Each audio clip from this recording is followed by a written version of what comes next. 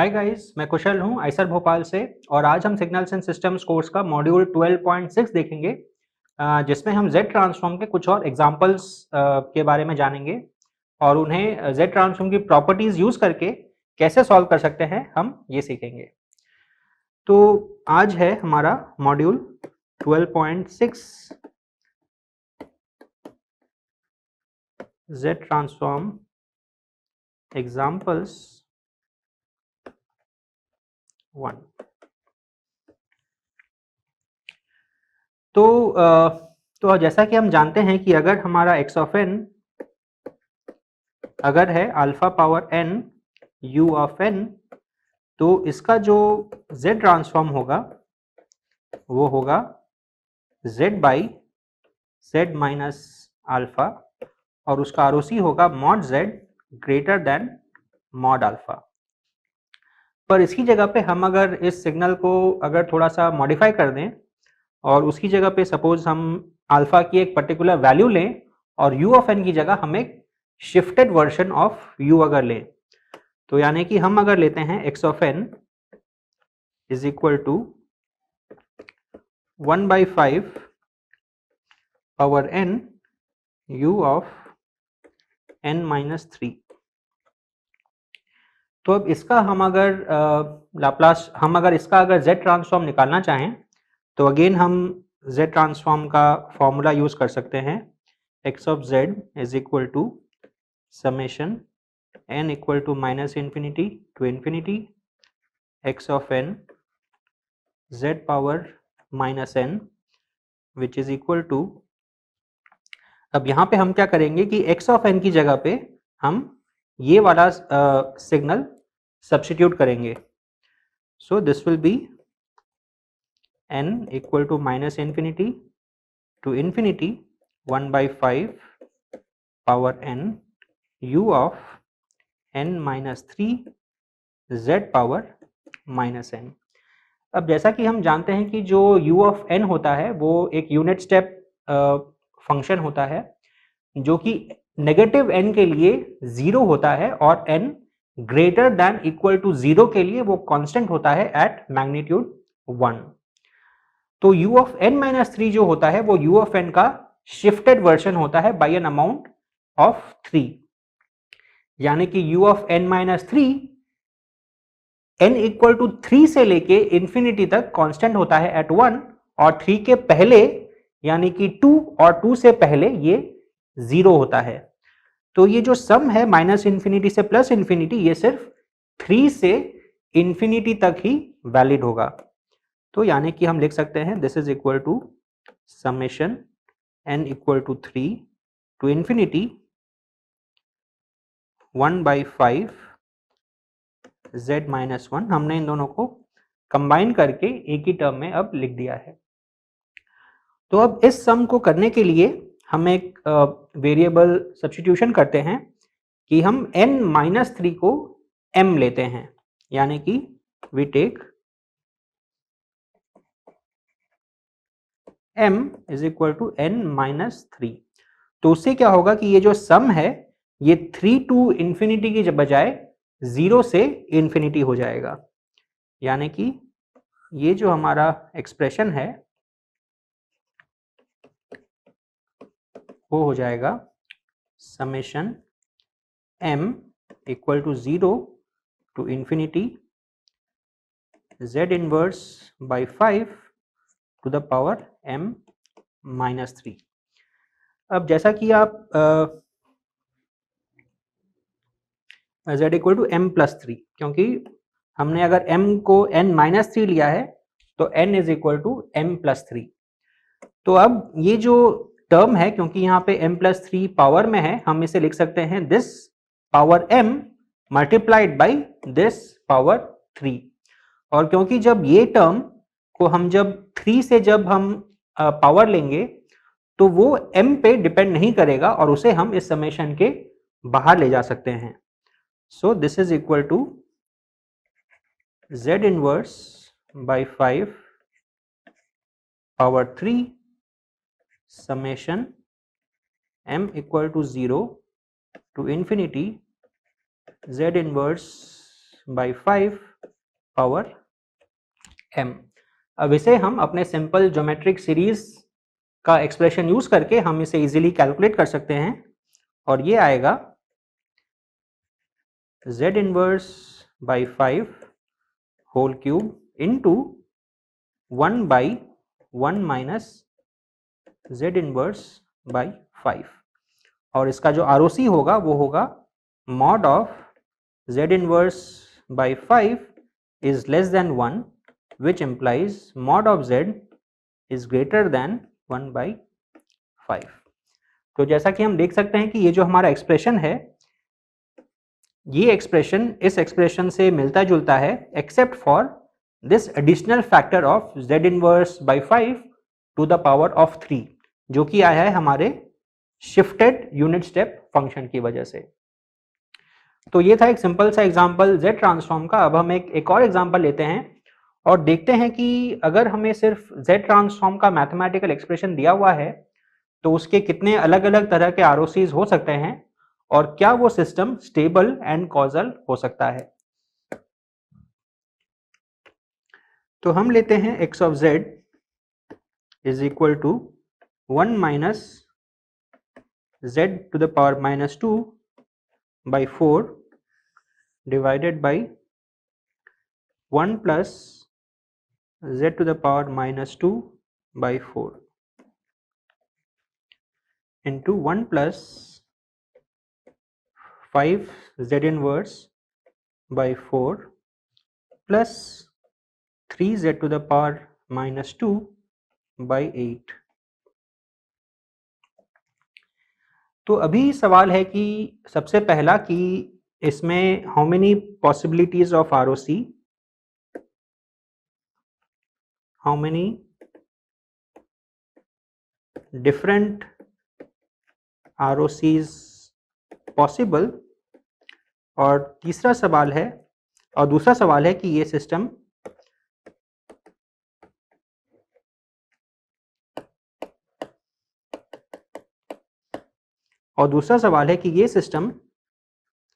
Stable and causal हो सकता है क्या। तो देखते हैं। अब जैसा कि आप देख सकते हैं कि यहाँ पे जो हमारा टर्म है ये क्वाड्रेटिक टर्म है और ये जो टर्म है ये भी एक क्वाड्रेटिक टर्म है। तो इस एक्सप्रेशन के 2 रूट्स होंगे और इस एक्सप्रेशन के भी 2 रूट्स होंगे, यानी कि टोटल मिला के हमारे पास यहाँ पे 4 रूट्स हैं। पर यहाँ पे हमें एक चीज का ध्यान रखना है कि हमारा ऑल्दो डिनोमिनेटर जो है उसके 4 रूट्स हैं, पर ये जरूरी नहीं है कि फाइनली हमारे पास सिस्टम में 4 पोल्स हों, क्योंकि अगेन पोल 0 कैंसलेशन भी हो सकता है, यानी कि जो न्यूमरेटर है उसका कोई रूट हमारे डिनोमिनेटर के रूट को कैंसिल कर सकता है, जिसकी वजह से हमारा टोटल नंबर ऑफ पोल्स 4 से घट के 2 या 3 भी हो सकता है।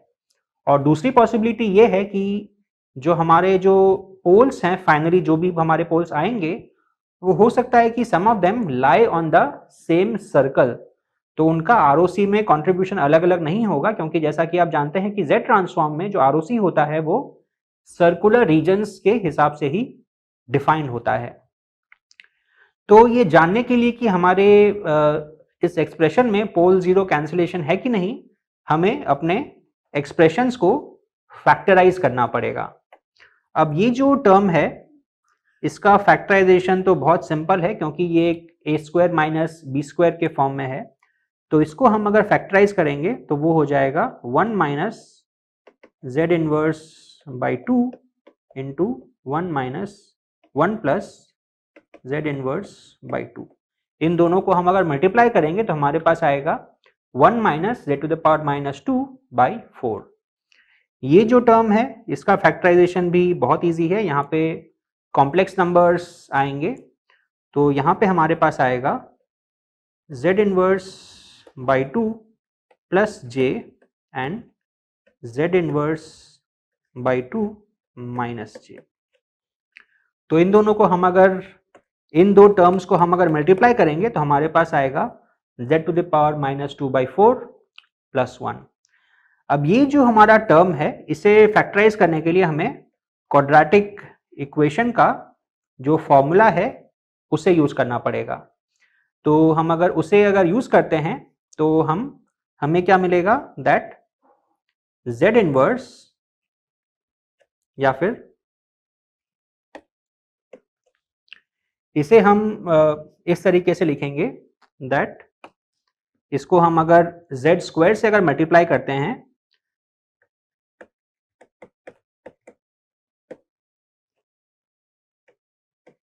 तो हमारे पास आएगा Z square plus 5Z/4 plus 3/8। और अब अभी हमें इसे फैक्टराइज करना है, यानी कि हमें इसे Z minus Z1 into Z minus Z2 के टर्म्स में लिखना है। और हम जानते हैं कि जो क्वाड्रेटिक इक्वेशन होता है उसका जो फॉर्मूला होता है वो होता है minus B plus minus root over of B square minus 4ac/2a, जहाँ पे a, b, c हमारे इस क्वाड्रेटिक के 3 कोएफिशिएंट्स हैं। तो हम अगर वो फॉर्मूला यूज करेंगे तो हम ये लिख सकते हैं कि हमारे पास आएगा -5/4 plus minus root over of 25/16 minus 3/2 whole divided by 2।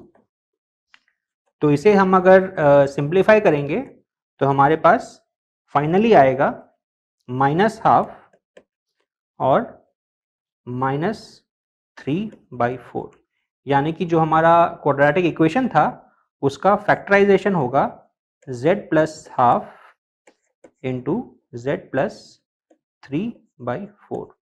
अब क्योंकि यहाँ पे हमने z स्क्वायर से मल्टीप्लाई करके हमने ये एक्सप्रेशन निकाला था, तो अब वापस से यहाँ जाने के लिए हम यहाँ से एक एक z को निकाल लेंगे, यानी कि ये जो हमारा टर्म है ये हो जाएगा 1 plus Z inverse by 2 into 1 plus 3Z inverse by 4।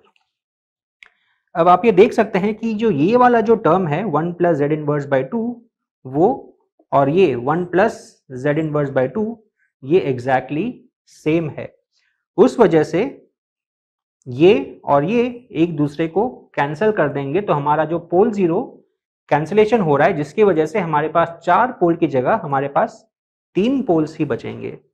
तो इसे हम अगर फाइनली अगर सिंप्लीफाई करें तो हमारे पास आया x of z is equal to 1 minus z inverse by 2 divided by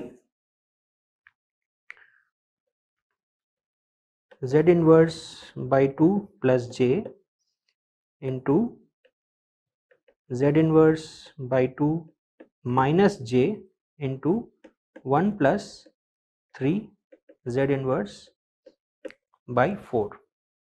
तो अब हमारे पास 3 पोल्स हैं और एक जीरो है। तो अब इसके पोल्स कहाँ कहाँ पे हैं? इसके पोल्स हैं जो ये वाला टर्म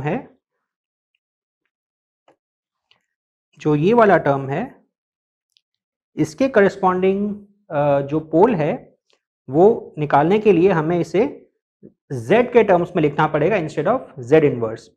तो उसके लिए हम क्या कर सकते हैं कि इन सब से हम z इनवर्स को बाहर ले जा सकते हैं, यानी कि हम इस पूरे एक्सप्रेशन को z क्यूब से मल्टीप्लाई कर सकते हैं और to maintain the same expression हमें न्यूमरेटर को भी z क्यूब से मल्टीप्लाई करना पड़ेगा। तो हम अगर ऐसा करते हैं तो हमारे पास आएगा z square into z minus half divided by jz plus half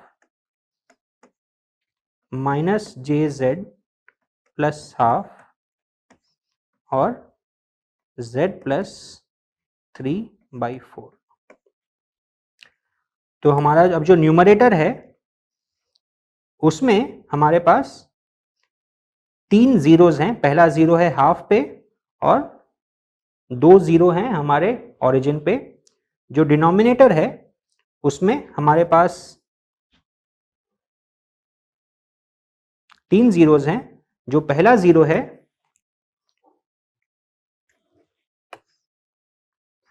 तो हमारे जो इस इक्वेशन के जो जीरोज हैं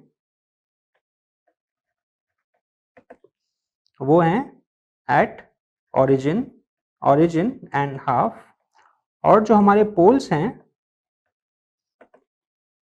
वो हैं एट -1/2j एंड +1/2j क्योंकि वो कॉन्जुगेट पेयर्स में है, और एट -3/4।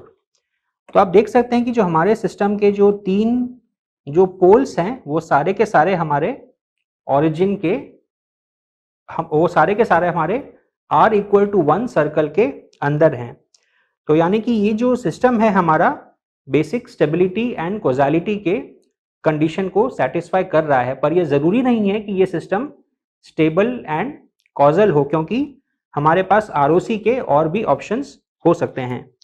तो इसके जो पोल्स एंड जीरोज हैं इसे हम अगर प्लॉट करते हैं ऑन द Z डोमेन, तो हम इसे अभी रब कर देते हैं क्योंकि इसकी हमें ज़रूरत नहीं है।